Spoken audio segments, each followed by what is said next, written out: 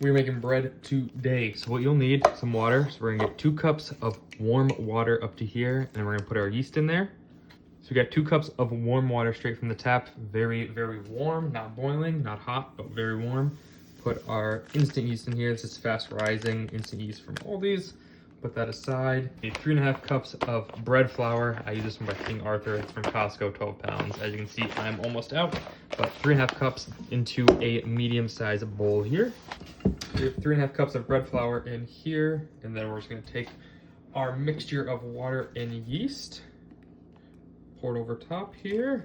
Make sure to get all the yeast out of the water, out of the measuring cup up here. Just scraping a little bit. At this point, I like to add a little bit of salt, just a few dashes of salt. Not a whole bunch, but you want to be a little bit salty in the bread. And then we are just going to mix this all together till we form a dough.